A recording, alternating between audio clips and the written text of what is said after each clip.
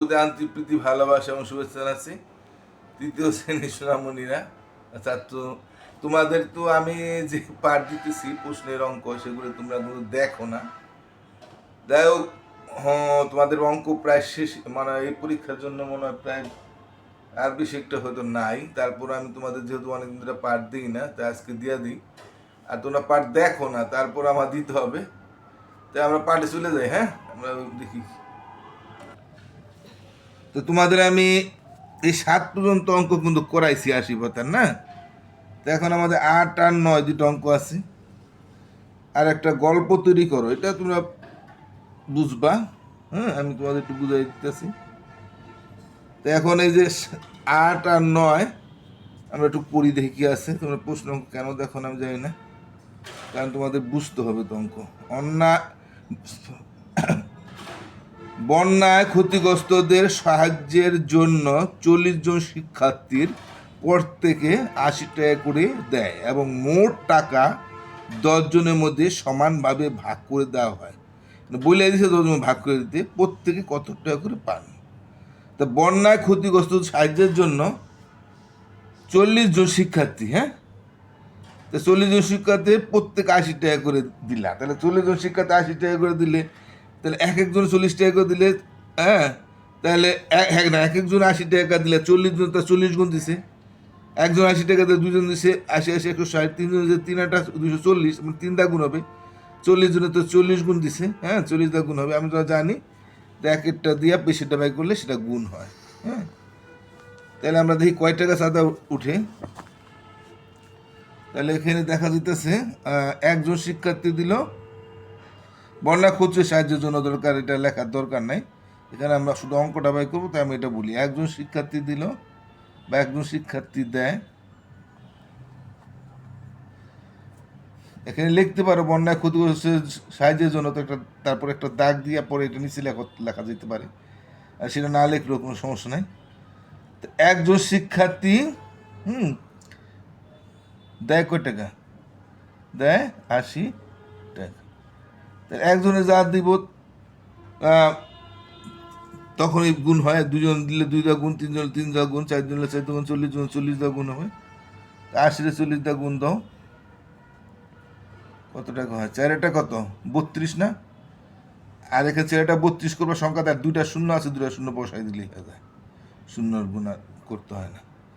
তো এটা বলে দিছে তো 10 জনের মধ্যে সেটা ভাগ করে দিলে প্রত্যেক কত টাকা করে পাবেন। তাহলে 10 জনকে দিবে, 10 জনকে দিল 3200 টাকা। হ্যাঁ, এই 3200 টাকায় 10 জনকে দিব, মানে 10 জন বন্যার্থ দিবে। তাহলে একজনে পেলে কয় টাকা? বা একজন 10 জনে ভাগ করে দিলে এটা ভাগ হইতেছে, 10 জনে দিয়ে একজনটা ভাগ করতেছে, তার মানে ভাগ এটা। অথবা 10 জনকে ভাগ করে দিলে তোমরা সরাসরি 10 জনকে ভাগ করে দেখাই দিতে পারো, তো এটা একটু স্ট্যান্ডার্ড কম হয়, তাহলে করলেও অঙ্ক ঠিকই হবে। তা এই 10 দ্বার ভাগ তো তোমরা পারি, তাই না? প্রথমে 2 সংখ্যার ভাগ, প্রথমে 2 সংখ্যার 3 10 30, 4 2 40, 20 হয়ে যায়। 3 10 30, 30 32 30 লেখা থাকে 2, 2 এর ডাইন দিয়ে শূন্য করে 20, তাহলে 10 2 20, আর শূন্য একটা শূন্য শূন্য দিয়ে দিলে এত টাকা। বাঘটা বসছো তো, আশা করি বাঘটা একদম সহজ বাঘ, তোমরা পারবা। তারপর আমি যদি কোনো দুর্বল ছাত্র থাকো তাকে দেখাই দিই। যেমন প্রথমে 2 সংখ্যার ভাগ, 2 সংখ্যা, 3 10 30, তো 2 শূন্য কাটলাম 20, এই দেখো 10 2 20, এরপর শূন্য কাটলাম, যায় না পড়লো শূন্য শূন্য। এইভাবে দেখাই দিলাম তোমাদের, যারা একটু দুর্বল তাদের জন্য। 9 নম্বরটা দেখি আমরা। লুনা বছরে 1800 টাকা বৃত্তি পায়, হ্যাঁ, মানে 1800 টাকা বৃত্তি পায়। 1800 টাকা অঙ্কের ভাষায় বলে না, 1800 টাকা বৃত্তি পায়। সে বৃত্তির টাকা থেকে প্রতি মাসে 55 টাকা হিসেবে মাটির ব্যাংকে জমা রাখে। সে বৃত্তির টাকা থেকে প্রতি মাসে 55 টাকা হিসাবে মাটির ব্যাংকে জমা রাখে এবং বাকি টাকা খরচ করে। সে মাসে কত টাকা খরচ করে এসে দেখা হয়। তাই সে লুনা বছরে 1800 টাকা পায়, তাই না? আর মাসে সে টাকা 55 টাকা খরচ সে জমা রাখে। তাহলে আগে আমরা দেখি যে বছরে এত টাকা পায়, তাহলে এক মাসে সে কত টাকা বৃত্তি পায় সেটা আমাদের আগে বাই করতে হবে। তাহলে আমরা 9টা দেখি। 1 বছরে কয় মাস? 1 বছর সমান এই যে আটকে যাইতেছে 12 মাস, তাহলে 12 মাসে কত টাকা পায়? 12 মাসে বৃত্তি পায়,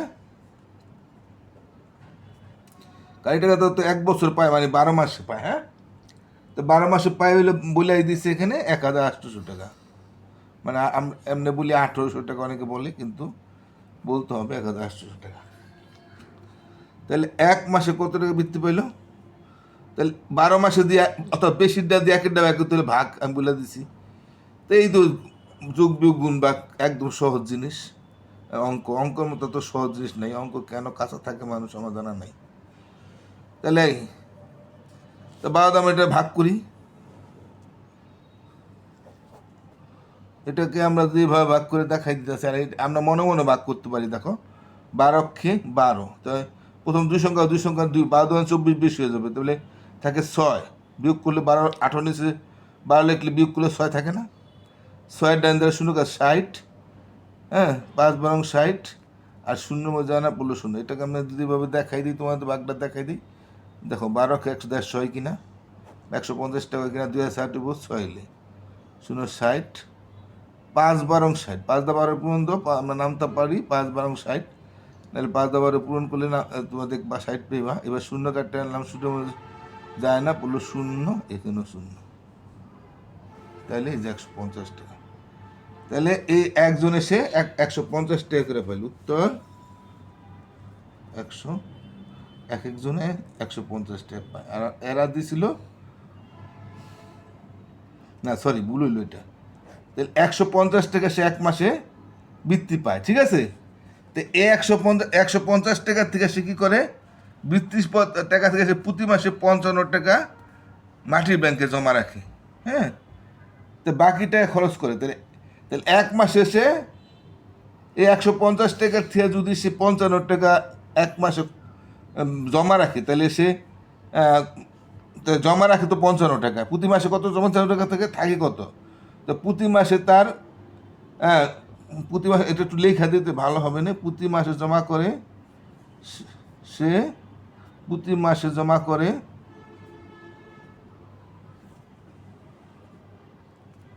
55 টাকা। সুতরাং হ্যাঁ, তার প্রতি মাসে সে সুতরাং সে বাকি টাকা তো খরচ করে সে প্রতি মাসে, তাহলে বাকি টাকাটা কমও করে না, তো প্রতি মাসে খরচ করে, বাকি টাকা তো খরচ করে, বাকি টাকা খরচ করে 150 টাকা করে প্রতি মাসে কামায়, তাতে 55 টাকা সে ব্যাংকে জমা রাখে, তাই বাকি টাকাটা সে খরচ করে। তো 5,1005 হইলে হাতে হইলে 1, 6 আছে 15, 9 এই 95 টাকা সে খরচ করে আর কি। হ্যাঁ, সে বলছে যে 150 টাকা সে বৃত্তি, 1 বছর সে 1800, মানে 1800 বৃত্তি পায়, তাহলে 1 মাসে সে 150 টাকা করে বৃত্তি পায়। তো সে প্রতি মাসে আবার সেটার থেকে 55 টাকা জমা করে। হ্যাঁ, আর বাকিটা খরচ করে, তাই প্রতি মাসে 50 জমা করে, আর তাহলে তার খরচ সে প্রতি মাসে খরচ করে এই 150টা 55 টাকা বাদ দিলে, হ্যাঁ, তাই সেই 95 টাকা সে প্রতি মাসে খরচ করার সুযোগ পায়। যে সে প্রতি মাসে কত টাকা খরচ করে, তো উত্তর 95 টাকা।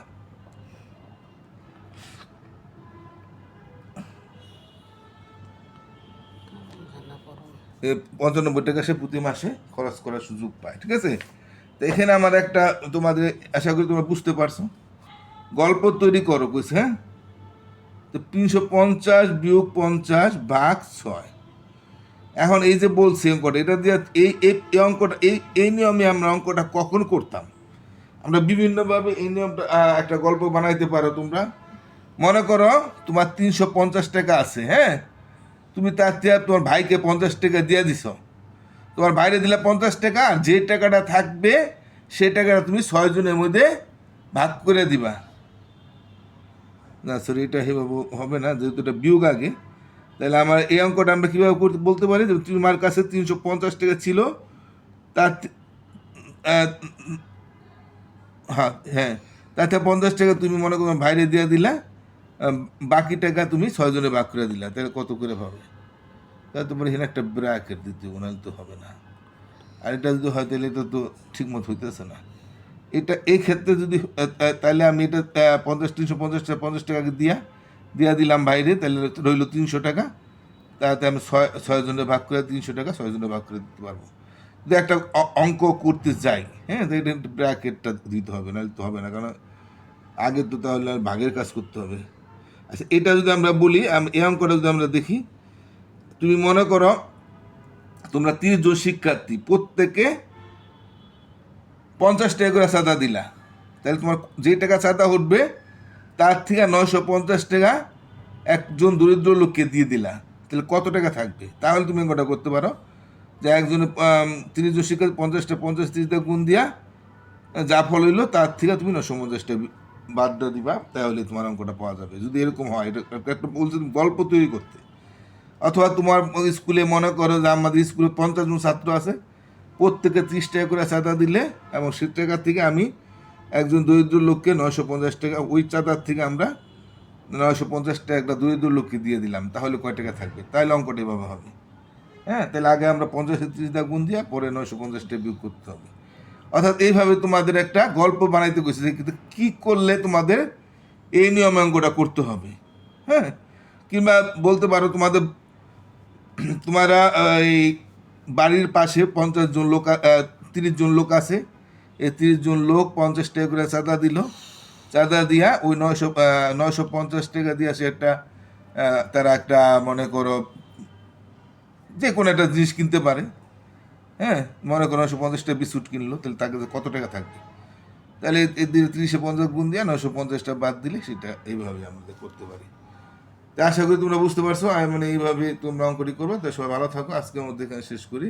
আর চ্যানেলটা যারা সাবস্ক্রাইব করো, সময় ধন্যবাদ, দয়া করে না হলে সাবস্ক্রাইবটা করবা। ভালো থাকো সবাই, আজকের মধ্যে টাটা।